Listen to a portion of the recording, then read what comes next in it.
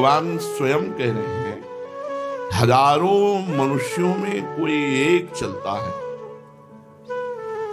भगवत मार्ग में, उन चलने वालों में कोई विशेष प्रयत्न हजारों में एक करता है, विशेष प्रयत्न करने वालों में कोई सिद्ध होता है, और सिद्ध पुरुषों में भी कोई एक भगवान कह रहे मुझे तत्व से जान सकता है। एक तो इतनी आधुनिकता है कि भगवान की तरफ चलना ही अच्छा नहीं लगता है, क्योंकि इसमें मन को मारना है। जब जन्म जन्म के पुण्य और संस्कार अभिव्यक्त होते हैं, प्रकट होते हैं, तो उसे साधु संग मिलता है। साधु संग मिलने का मतलब है हमारे ऊपर भगवान की बहुत कृपा है। अब मोहि भाव भरोस हनुमंता, बिनु हरि कृपा मिले नहीं संता, पुण्य पुंज बिन मिले ही न संता, सतसंगति संस्कृति कर अंता। दोनों बातें, बहुत पुण्य एकत्रित हुए जन्म जन्मांतर के, जो भगवान कह रहे हैं हजारों में कोई एक चलता है। भगवान के मार्ग में चलना, भेष रख लेना या दंभ पाखंड करना, ये तो अलग की बात है। जन्म जन्म के पुण्य और संस्कार और कृपा तीनों जब बलवती होती है, तो उसका आकर्षण हृदय का भगवान की तरफ होता है। आकर्षण खींचा वो भगवान की तरफ, उसके हृदय में लालसा बनने लगी कि बहुत सही काम है भगवान का भजन करना, और कोई हाँपना नहीं है, सब कुछ छूट जाना है। यार एक बार तो भगवत प्राप्ति कर लेते हैं, क्या होती भगवत प्राप्ति, एक बार तो देखते हैं भगवान का भजन करके। ऐसी जिसकी इच्छा हुई, तो बहुत जन्मों के पुण्य, संस्कार, कृपा एक साथ जब उदय होती है, तब उस मनुष्य के अंदर, उस प्राणी के अंदर ये बात आती है कि मैं भगवत प्राप्ति करूं। अब उसे सत्संग मिलता है पुण्य प्रताप से, भगवत कृपा से, तब उसके अंदर सद्विचार जागृत होते हैं। फिर वो शास्त्रों के अनुसार अपना जीवन चलाना चाहता है। जैसा सत्संग में सुना, बिल्कुल समझ लेना, अगर एक भी आचरण संत वाक्य या शास्त्र वाक्य के विपरीत है, वही आपकी साधना को चौपट कर देगा। एक भी आज्ञा का उल्लंघन आपको फंसा देगा माया में। अब वो अपने हृदय के भाव को लेकर चला, पूरी शक्ति लगा करके वो भजन करना शुरू किया। ऐसे कोई बिरले होते हैं, हजारों के अंदर पुण्य कृपा से साधु संग मिलता है, लेकिन वो विषय की तरफ ही खिंच कर जाना पसंद करते हैं। वो आगे नहीं बढ़ना चाहते। वो इतना खान पान भोग मिल रहा, 2-4 माला कर लिए, भक्ति बढ़िया। ये कोई चलना नहीं हुआ। चलना का मतलब है अपने पूरे समय को भजन में लगाना, पूरी शक्ति को शास्त्र आज्ञा के अनुसार अपने जीवन को चलाना। अब ऐसे थोड़ी कि भगवत मार्ग में आप चल दिए तो बड़ी, अब ऐसा तो नहीं कि आप भगवत मार्ग में चल दिए तो पूरा मार्ग सरल है। आकर्षण है, बाधाएं हैं। कोई कोई तो आकर्षण में ही फिसल गया, कोई बाधाओं से परास्त हो गया, कोई पूर्व जन्म की गंदी प्रवृत्तियों से परास्त हो गया, कोई लाखों में एक आदमी इन बाधाओं को, इनको सबको चीरता हुआ पूरी शक्ति लगा के भजन करते हुए वो आगे बढ़ता है। उसे भगवान कह रहे हैं कि प्रयत्न करने वालों में हजारों में कोई एक। प्रयत्न, अभी प्रयत्न के लिए जो आवश्यक बात बताई, जैसे आपको गुरुदेव मिले, मंत्र मिला, तो मंत्र सिद्ध करने के लिए स्थान चाहिए। किसी संत का सिद्ध पीठ स्थान या पुण्य क्षेत्र, पवित्र तीर्थ या गंगा यमुना का किनारा या कोई पूज्य पर्वत शिखर या तुलसी कानन, गौशाला, देवालय, पीपल, आंवला का वृक्ष या बड़ा सरोवर, उनका तट, पवित्र सरोवर, उनका तट, इन पे मंत्र सिद्ध होता है। इन जगहों में मंत्र जपने से सिद्ध होता है।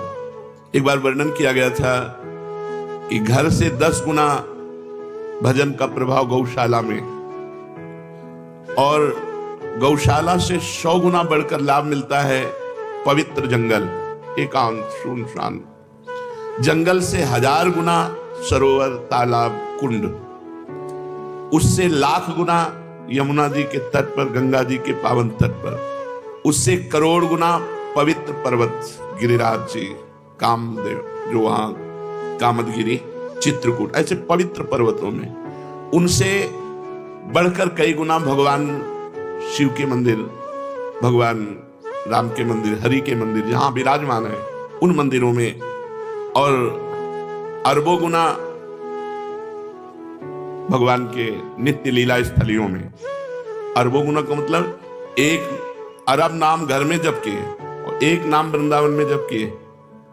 अरबों, अरब ने अरबों गुना। आप जहां बैठे हो इससे बढ़कर त्रिभुवन में कोई स्थान नहीं है। पर इससे भी बढ़कर बात कही, गुरु के सानिध्य में अनंत गुना, गुरु के सानिध्य में अनंत गुना, गुरु की चरण पादुका, गुरु का चित्रपट विराजमान करके। अब ऐसे गुरु थोड़ी बैठे कि बैठो हम जब कर ले, पहले सिद्ध हो जाए तब जाना हमारे पास से, तो ऐसे गुरु किसी के पास थोड़ी बैठे रहते। तो गुरु की पादुका और गुरु का चित्रपट, ये गुरु का सानिध्य माना जाता है। ऐसी जगह बैठे जो सम हो, बराबर हो, जहां कोई सांप, बिच्छू, कीड़ा मकोड़ा ऐसे आने का भय न हो, दुष्टों की विघ्न जहां ना पहुंचते हो, ऐसे पवित्र एकांत स्थान में निरंतर भजन करने का अभ्यास करें। सब कुछ अपने को प्राप्त है, श्रीधाम वृंदावन प्राप्त है, इसलिए सब कुछ प्राप्त है अपने को। अब नाम और मंत्र निरंतर चले, इसके लिए साधक को भोजन सुधारना होगा। जो चले उनकी बातें कर रहे हैं, जो चले तो प्रयत्न क्या होना चाहिए, ऐसे पवित्र स्थानों में मंत्र नाम सिद्ध करने का उपाय करना चाहिए। नाम और मंत्र निरंतर हमारे हृदय में चले, उसके लिए भोजन सुधार होना चाहिए। भोजन से रस बनता है और वही रस शरीर प्राणों को पोषित करके मन का निर्माण करता है। जैसा अन्न वैसा मन, मन का निर्माण करता है। जो अशुद्ध निषिद्ध, अशुद्ध और निषिद्ध भोजन करते रहते हैं, उनके प्राण मलिन हो जाते हैं, उनका मन मलिन हो जाता है, उनसे भजन नहीं होता। भगवत प्राप्ति के लिए शरीर में उछाहलीपन, चैतन्यता, प्राण क्षोभ रहित और मन ग्लानि रहित, तब भजन होता है। जिस समय हम अपवित्र भोजन करते हैं तो चित्त में मल और विक्षेप धारण हो जाता है। चित्त पकड़ता है गंदी बातें, पूर्व की बातें, दुश्मनी की बातें, ये वो सब, वो उनको पकड़ेगा। मंत्र तुम्हारा चल रहा, मंत्र को नहीं पकड़ेगा यदि भोजन सही नहीं है तो। भोजन पवित्र है तो चित्त विक्षेप छोड़ करके मंत्र को पकड़ता है और चिंतन करता है। चिंतन का कार्य चित्त का है।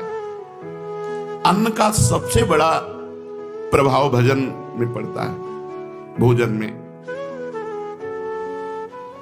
गृहस्थ है तो धर्म पूर्वक कमाया हुआ धन, उसी से पेट भरे और नहीं। ये नहीं कि रास्तों में बट रहा है या बाबा जी क्या भंडारा हो रहा है तो गृहस्थ नहीं। अगर आप किसी भंडारे में पाते हैं तो कीमत लगाइए कि 100 रुपए का भोजन आपने पाया तो 101 रुपए रख के वहां प्रणाम कर लीजिए। ऐसे गृहस्थ के लिए उचित नहीं। कहीं भी ये खुशी मत हो कि फ्री पा लिया। भोजन पाओगे सुकृत नष्ट हो जाएंगे, भजन में विक्षेप पड़ जाएगा। न्यायोपार्जित धन होना चाहिए गृहस्थ का, तभी उसकी भक्ति बनेगी, तभी उसका भजन बनेगा। अन्याय से, बेईमानी से, चोरी से, छल कपट से पाया हुआ धन और उससे जो अन्न पाया जाएगा, उसकी क्रिया ही मूल में अशुद्ध है तो वो भजन नहीं कर पाएगा, उसका भजन सिद्ध नहीं होगा। बड़ा विक्षेप युक्त कोशिश भी करेगा तो भजन नहीं होगा। अगर पूरा भोजन आपका पवित्र है, गंदी कमाई का है, तो भजन सवाल नहीं। भोजन चित्त का निर्माण करता है। चित्त मंत्र या नाम को पकड़ता है। जो अन्यायी है, अन्याय से धन एकत्रित करता है, भूल जाए कि वो भजन करेगा।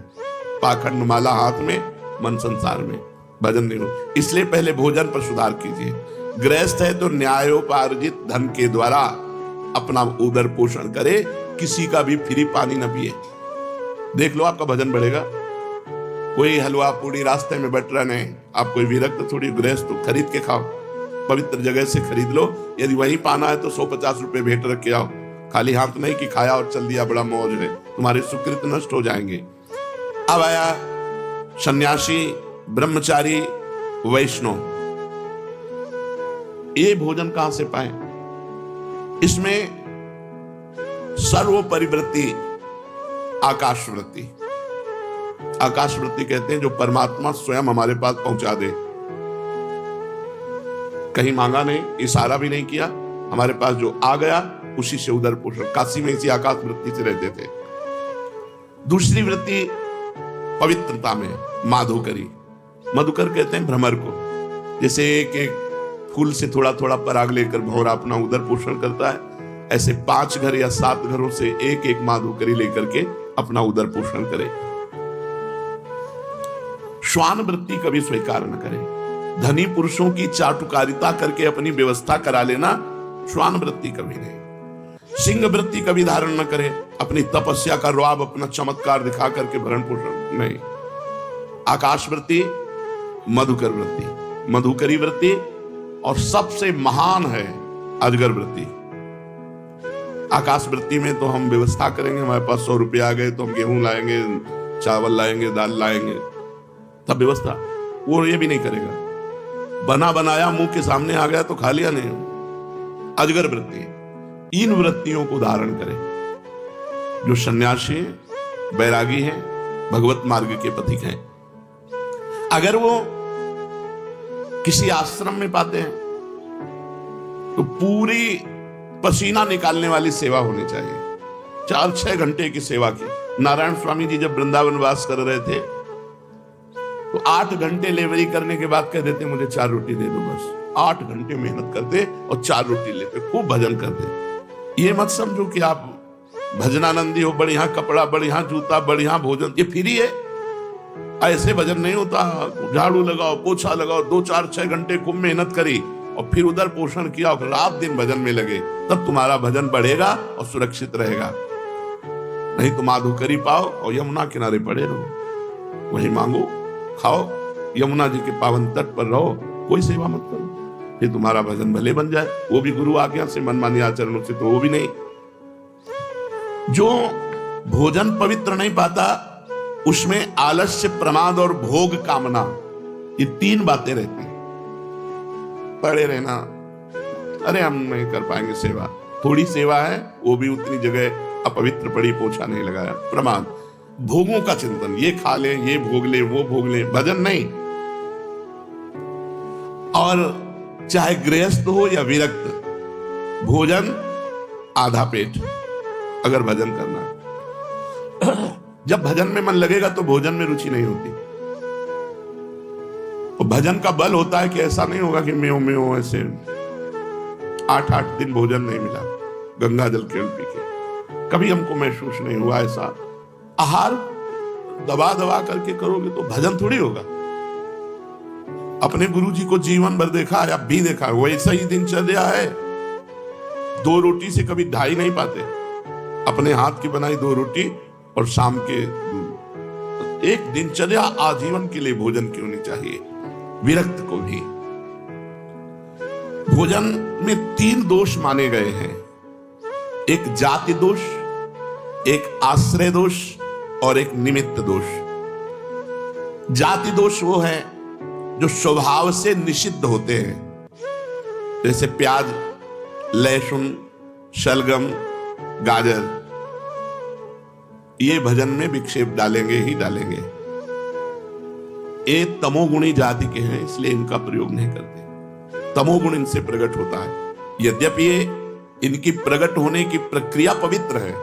जहां आलू प्रकट होती है वहीं प्याज, लहसुन भी वैसे ही मिट्टी में, पवित्र मिट्टी में प्रकट होते हैं, पर ये भजन के लिए निषिद्ध है। ये बुद्धि में, भजन में विक्षेप डालते हैं, इसलिए संतों ने इसे मना किया है। ये कोई ऐसा नहीं कि प्याज लहसुन पाओगे तो पाप हो जाएगा, लेकिन भजन नहीं बनेगा भजन शुद्ध बने, ये तमोगुणी वस्तु है, इसलिए इसको त्याज्य किया गया। ये ऐसा नहीं है कि एकदम मांस मदिरा की तरह, ऐसा नहीं है। ये हमारे भजन में वृद्धि पड़े, इसलिए सलगम, लहसुन, प्याज, गाजर, जाति दोष वाली वस्तुएं यदि हम पाएंगे तो ये हमारे मन को अपवित्र कर देंगे और भजन नहीं होगा। दूसरा, आश्रय दोष। जैसे रसोई आपको खीर पूरी बड़ा पवित्र बना के दी गई, लेकिन उस रसोई में मांस रांधा गया है, वही गैस चूल्हा है, वही बनाने वाले हैं, वही पात्र है, ये आश्रय दोष हो गया। अगर आप पाते हैं तो आपकी बुद्धि भ्रष्ट हो जाएगी। जैसे मांस खाने से बुद्धि भ्रष्ट होकर उसका नरक गमन होगा, ऐसे ही उस रसोई का पाने से आपकी बुद्धि भ्रष्ट हो जाएगी, भजन में नहीं लगेगी। जैसे आश्रय दोष में पहला ये, जैसे शराब की बोतल है और उसमें गंगा जल भर दिया जाए तो आश्रय दोष के कारण वो गंगा जल आचमन के लायक नहीं रहेगा। जैसे जहां शराब रखी हुई है उसके पास आपके सब्जी रखी हुई उसी फ्रिज में, वो सब्जी वो आश्रय दोष के कारण अपवित्र हो चुकी है, क्योंकि वो मदिरा वहां रखी हुई है। इस तरह से आश्रय दोष का त्याग, जाति दोष का त्याग, जाति का यहां मनुष्य से नहीं है, यह वस्तुओं से है। जो वस्तुएं शास्त्र निषिद्ध है उन वस्तुओं का सेवन न करें। आश्रय, आश्रय बहुत ही विवेक के, कहां भोजन, किनके यहां भोजन, कैसे आचरण करने वाले, बहुत ध्यान से। शुद्ध गाय का दूध भी यदि शराब के पास रख दिया जाए, जैसे फ्रिज है, बोतल शराब की रखी, वहीं दूध रखा है, वो दूध अपवित्र शराब की तरह आश्रय दोष के कारण हो गया, वो वैष्णव को कभी नहीं पाना चाहिए। इसलिए बिना परिचय के भोजन नहीं करना चाहिए। अब अपने फ्रिज में क्या क्या रखे हुए है, कैसे खाता पीता है क्या, अब इसीलिए माधुकरी वृत्ति को हम ज्यादा प्रेरित नहीं करते।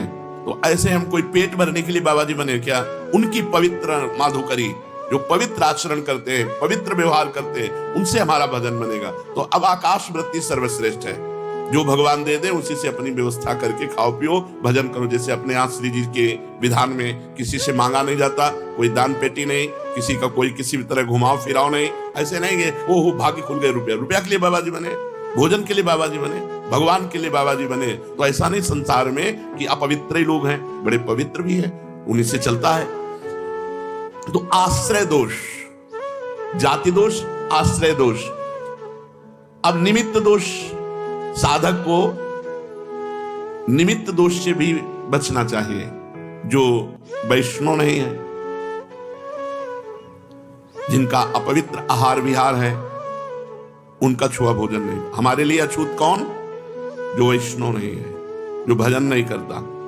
अगर वो चांडाल है और भजन कर रहा है, कंठी तिलक बांधे, हम उसके साथ बैठ के पालेंगे। लेकिन पंडित है, आचरण विहीन है, भगवत विमुख है, वो हमारी संगत। व्यास मिठाई विप्र की तामे लागे आग, वृंदावन के सोपच की जूठन कहिए मांग। अहोबत सुपच तो गरियान यद जिभ्याग्य वर्तते नाम तुभ्यम। वो स्वपच भी विश्व पूजनीय है, जिसकी जिभ्या पे हरि नाम विराजमान है। जो भगवत भजन नहीं करते, उनके हाथ का नहीं पाना, और कोशिश करें उनकी दृष्टि न पड़ पावे भोजन पे। जैसे हम ठाकुर जी के लिए पर्दा करके अगर ले भी जाना है तो थाल ढक कर कोई देख न पावे, पर्दा लगा के भोजन, निमित्त दृष्टि भी न पड़ पावे ऐसे लोगों की, जो भगवत विमुख हैं, जो नीच आचरण करते हैं, उनकी भी दृष्टि का निषेध। साधक को इन तीन दोषों से रहित भोजन पाना चाहिए। जाति दोष, आश्रय दोष, निमित्त दोष कहां रखा है, इसका भी प्रभाव पड़ता है। अब प्रधान वस्तुएं कह रहे हैं कि जैसे गौ का दूध है, गौ का दही है, गौ का घी है, ये पवित्र भजन में बहुत सहयोगी होंगे। फिर तो पेट पालने के लिए, भजन के लिए गौ का दूध, जैसे भैंस का है, बकरी का है, भजन के लिए नहीं। भजन के लिए गौ का दूध, गौ का घी। जैसे कुछ लोगों का मानना है कि दूध नहीं पीना चाहिए क्योंकि उसके बछड़े का हिस्सा है। कुछ लोग अपनी बुद्धि के द्वारा, ऐसे बहुत से लोग हैं, हम उनका निषेध नहीं करते, लेकिन उनको बताना चाहते हैं कि हमारी ऋषि परंपरा ही रही है कि गौ और गौ के दुग्ध घी से यज्ञ आदि करना और अपने पालन पोषण के लिए गौदुग्ध प्रयोग करना। यहां तक तुम भगवान तो नहीं हो, तुम्हारी बुद्धि में जो बात आई, हमारे भगवान श्री कृष्ण गौवें चराने गए, गौवें दुही जाती थी, गौ दधी, गौ मक्खन, गौ घृत, ये बाढ़ थी हमारे ब्रज में। हाँ, अब उसमें जो सिद्धांत है, यदि आप नवीन बछड़े को ईमानदारी से पिला के देखना, चारों थन रोज पिला दो, वो बीमार हो जाएगा, उसकी सामर्थ्य नहीं, क्योंकि भगवान ने क्षमता रखी गाय के दूध में इतनी कि वो एक थन अगर छोटा बच्चा है पल जाएगा, थोड़ा बड़ा हुआ तो आधा आधा विभाग, आधा गौ सेवक और आधा बछड़ा, खूब पुष्ट बना रहेगा। ये शुरू से परंपरा रही है, हमारे शास्त्रों में स्वयं भगवान ने की ये बात, लेकिन हमारे शास्त्रों में रहा है। बहुत से ब्रह्म ऋषि तो गौ दुग्ध पान करके केवल रहते थे। वशिष्ठ जी के यहाँ विश्वामित्र जी ने ही तो जब गाय का प्रभाव देखकर बड़े बड़े ब्रह्म ऋषियों के यहाँ गौएं और गौ सेवा और गौ दुग्ध और घृत आदि से पालन, तो आज भी गौ दुग्ध, गौ दधि और गौ घृत, इन तीन का प्रयोग भोजन में भजन के लिए बहुत सहायक है। यहाँ शास्त्र के विरुद्ध बात नहीं, समाज को संत भेष में वही परोसना चाहिए। तस्मात् शास्त्रम प्रमाणम ते कार्याकार्यो व्यवस्थित हो, जो शास्त्र कहता है वो बिल्कुल दब्बू कायर है, जो शास्त्र विरुद्ध की बात को इस बात में सुने और हाँ में हाँ मिला दे। नहीं, तस्मात् शास्त्रम प्रमाणम ते कार्याकार्यो। हाँ, हर पशु हमारे यहाँ सेवित है। हमारा सनातन धर्म हर पशु की सेवा करता है, कुत्ते की भी सेवा करता है, कुत्ते में भी भगवान देखता है, गधे में भी भगवान देखता है। भगवान देखने के लिए भगवान आदेश किए, विद्या विनय संपन्ने ब्राह्मणे गविहस्तनी, सुनी माने कुत्ता, सुनी च सुपाके च पंडिता समदर्शिना। जो विद्या विनय संपन्न ब्राह्मण में, कुत्ते में, चांडाल में, हाथी में एक ही भगवान को देखता है। सनातन धर्म देखता है, व्यवहार नहीं करता। व्यवहार एक जैसा जो करे वो मूर्ख, और जो व्यवहार नहीं दर्शन एक जैसा करे वो पंडिता समदर्शिना। पंडित वही जो सब में भगवान को देखे, सब में, लेकिन व्यवहार तस्मात् शास्त्रम प्रमाणम ते कार्याकार्यो व्यवस्थित हो। भजन में दूध ना मिले तो भला, लेकिन अन्य पशु का दुग्ध बाधक है। गाय का दूध, गाय का दधी, घी, श्वेत तिल, मूंग, कंद, केला, आम, नारियल, आंवला, धान, जीरा, जौ, गेहूं, नारंगी, इनका प्रयोग करें। बिल्कुल बाजार की वस्तुएं अगर भजन करना है तो नहीं पाना चाहिए। नियम ले ले, कहां बना है, कौन बनाया है, उसका विचार क्या है, उसके आचरण कैसे है, उसकी पवित्रता क्या है, ये अन्न पर प्रभाव डालती है। जैसा हम अन्न पाते हैं वैसे ही हमारे विचार बनते हैं। बिना औषधि के शहद नहीं खाना चाहिए, भजन में बाधक है। शहद का केवल आदेश है यदि आप बीमार हो तो औषधि में पा सकते हो, नहीं शहद पाने से फिर अपराध पाप लगता है, क्योंकि शहद औषधि के लिए ही केवल है। जैसे टेबलेट औषधि के लिए हैं कुछ, आप उनको नशे के लिए प्रयोग करने लगे तो निषेध है, आपको टेबलेट ऐसे नहीं मिले बिना डॉक्टर। तो ये मधु जो शहद है ये बलवर्धक है, ऐसे नहीं खाना चाहिए, शास्त्र आदेश करता है, भजन नहीं बनेगा। केवल औषधि में इसका प्रयोग है कि आयुर्वेदिक आदेश है, ये औषधि पानी शहद से, अनुपान से, तो शहद ले लिया जाए। उपासक को चाहिए कि जिस अन्न को शाम के बनाया गया सुबह न पाए। पकवान में जैसे घी से तले हुए पदार्थ हैं, ये 1-2 दिन तो ठीक है, लेकिन जैसे रोटी दाल है, ये अन्न कच्चा अन्न है, ये बासी अन्न और रूखा अन्न, और जिसमें बाल पड़ गया है, मक्खी मर गई है, ऐसे अपवित्र अन्न, इनका त्याग करे। कांसे के बर्तन में साधक न पावे। अपने लोग तो रज, बड़ी कृपा है, रज के ही पात्रों का प्रयोग है। भोजन के संबंध में और एक बात ध्यान रखनी चाहिए कि भोजन पाते समय आपका चिंतन कहां गया है, चिंतन कहां है। भोजन पाते समय न भोजन में चिंतन होना चाहिए और न किसी व्यक्ति, वस्तु, स्थान का। अगर किसी व्यक्ति का चिंतन करते हुए भोजन पाते हो तो उसका स्वभाव गुण आपके ऊपर जारी हो जाएगा, लागू हो जाएगा। आपको 24 घंटा परेशान रहना पड़ेगा उसी के स्वभाव का। यदि वो कोई संत है तो आपका भजन 24 घंटा बढ़ेगा, 24 घंटे इसका प्रभाव रहेगा, जो विशेष रहेगा, 24 घंटे प्रभाव रहता है। तो भोजन पाते समय उपासक को बहुत सावधानी पूर्वक अपने चिंतन को प्रभु में या किसी महाभागवत में, गुरुदेव संत जो सिद्ध महापुरुष हुए हैं, इंद्रियों को बल मिले, निद्रा आलस्य प्रमाद न सतावे, इसलिए बहुत सावधानी से थोड़ा भोजन पा लीजिए। ये बहुत बार सत्संग में कहा गया है। यदि भोजन पाते समय स्त्री परिस्त्री का गलत भाव से चिंतन करोगे तो मंत्र सिद्धि प्राप्त हो ही नहीं सकती, क्योंकि आपका मन पतित हो जाएगा। यदि भोजन पाते समय किसी द्वेषी का चिंतन करोगे तो मन में जलन पैदा रहेगी, 24 घंटे परेशान रहोगे। बहुत सावधानी से भगवत चिंतन करते हुए पवित्र भोजन और कम मात्रा में भोजन ले। सन्यासी, वैष्णव, विरक्त, इनको चाहिए कि भोजन परख करके ही पावे, भले उपवास करना पड़े, ऐसा वैसा भोजन न ले। चर्चा भोजन ये विशेष। अब दूसरी चर्चा, अगर साधक बैठ करके हंसी मजाक करके स्त्री आदि की चर्चा, काम आदि की चर्चा करते हैं तो उस स्थान को तुरंत छोड़ देना चाहिए।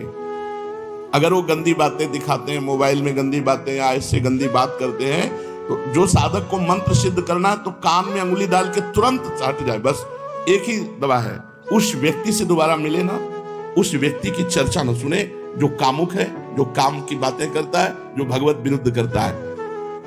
और संतानोत्पत्ति के लिए ऋतुकाल के 1 सप्ताह के बाद अपनी पत्नी का सहवास गृहस्थ कर सकता है, अन्यथा वो भी दूरी बना के रखे। अगर मंत्र सिद्ध करना है, भगवत प्राप्ति करना है, ऐसे ही स्त्री साधकों को पुरुष साधकों से शौचालय, बाथरूम, मौन जब तक पवित्र ना हो जाए तब तक, ये सिद्ध होने के लिए जरूरी। अगर नाखून काटा, बाल काटा, अगर जैसा शास्त्र आदेश उसके अनुसार 2-2 महीने में मुंडन कराओ या तो आजीवन बाल रखो, शास्त्रों का बैरागी के लिए और गृहस्थ के लिए। जब बाल काटो, जब नाखून काटो तो पवित्र हो, हाथ पैर कुल्ला ऐसा, या फिर स्नान कर लो। इसके अगर बाल कटवाए ऐसे अपवित्र तो फिर वो ठाकुर सेवा या भजन या इसमें बड़ा निषेध है। कह रहे हैं अगर आपको आवश्यकता है अपने बाल धोने की तो रीठा आदि, आंवला आदि से, पवित्र पदार्थों से, नहीं तो उसका प्रभाव पड़ेगा, रजोगुण चढ़ेगा, भजन में विक्षेप करेगा।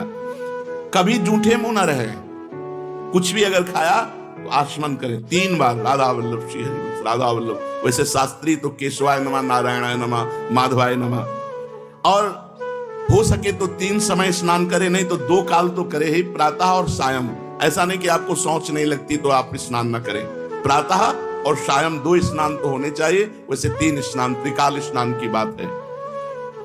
अपने इष्ट देव जी की पूजा करके ही भोग प्रसाद पावे। जो इष्ट देव विराजमान है पहले उनको भोग लगा के पूजा करके ही प्रसाद पावे। तो हो सके तो धामवासी भूमि शयन, 2 बार या 3 बार स्नान, आजीवन ब्रह्मचर्य या संतानोत्पत्ति के लिए मासिक धर्म के 1 सप्ताह की पवित्रता के बाद सहवास, मौन, गुरु सेवन, पाप कर्म का परित्याग, नित्य ठाकुर सेवा, नित्य दूसरों को सुख पहुंचाने की सेवा, नित्य भगवत स्तुति, नित्य नियम पूर्वक नाम जप। अगर इन नियमों का पालन करेगा तो ये मार्ग जो है वो सिद्धावस्था तक पहुंच जाओगे। अगर इधर उधर जरा भी कुछ हुआ तो माया के पंथ ऐसे हैं कि घसीट करके बहुत दूरी बना देंगे। ध्रुवदास जी ने लिखा, राई के समचलत ही होत और की ओर। तो भगवान कहते हैं हजारों पुरुषों में कोई एक चलता है,